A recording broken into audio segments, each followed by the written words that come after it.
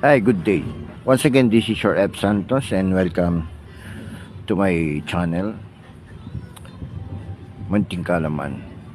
And the topic I'm going to share to you is about the security personnel sleeping on post and using a mobile phone. When comparing a guard using a mobile phone while on duty and a guard who sleeps on post, there are several factors to consider. Number one, attention and alertness. A guard using a mobile phone while on duty may be distracted and less attentive to their surroundings. This can compromise their ability to respond quickly to any security threats or emergencies. On the other hand, a guard who sleeps on post is completely unaware of their surroundings and cannot effectively perform their duties. This poses a significant risk to the security of the premises. Number two, responsiveness. A guard using a mobile phone can still be reached in case of an emergency or if they need to be alerted about the security issue. They can quickly communicate with their colleagues or authorities for assistance. However, a sleeping guard is completely unresponsive and cannot be easily reached in case of an emergency. This delay in response can have serious consequences for the security of the premises. Number three, professionals and image. A guard using a cell phone while on duty may give the impression of being unprofessional and not fully committed to their responsibilities. It can create a negative perception among clients and visitors. Conversely, a guard who sleeps on post reflects a complete lack of professionalism and disregard for their duties. This can severely damage the reputation of the security company or agency and raise concerns about the effectiveness of their services. Number four, cost and efficiency. While a guard using a cell phone may be or may not be fully focused on their duties, they can still perform other tasks such as monitoring surveillance, cameras, or conducting patrols.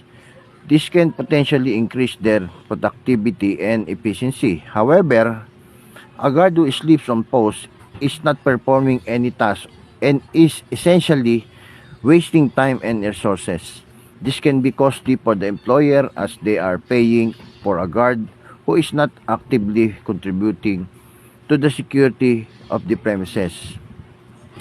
In our conclusion, both a guard using a cell phone or mobile phone while on duty and a guard who sleeps on post have their drawbacks.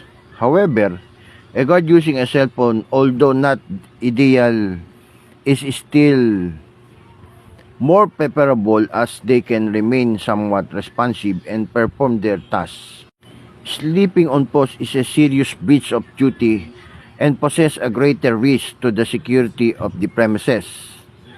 Now, in your own opinion, what is the general orders that the security using cell phone while on duty and the other one who is sleeping on duty is violated?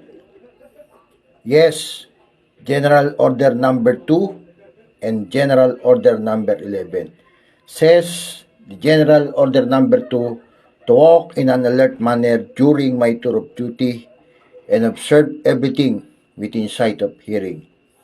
And General Order number 11 to be especially watchful at night and during the time of challenging, to challenge all persons on or near my post and to allow no one to pass without proper authority. Napakaliwanag po. Napakaliwanag po at napakalinaw na kapag ang isang security guard ay gumagamit ng cellphone habang siya ay nasa duty, hindi niya po nagagawa. Nagagampanan. Lalong-lalo na po kapag ang isang gwardiya ay natutulog. Hindi niya po magagampanan ang sinasabi sa General Order Number 2 at General Order Number 11.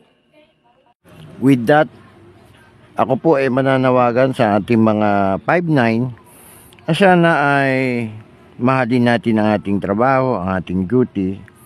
Iwasan na po natin ang mga hindi dapat na gawi o kilos kapag tayo na sa duty.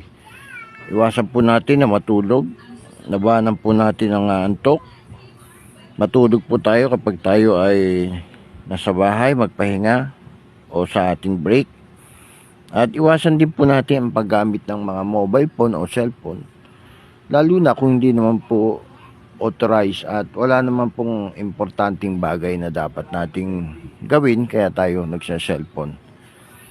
Sana po ay may natutunan tayo. Ito po ang inyong lingkod, F. Santos ng Munting Kalaman. Magandang araw po sa ating lahat at ingat po tayong lagi sa ating mga duty.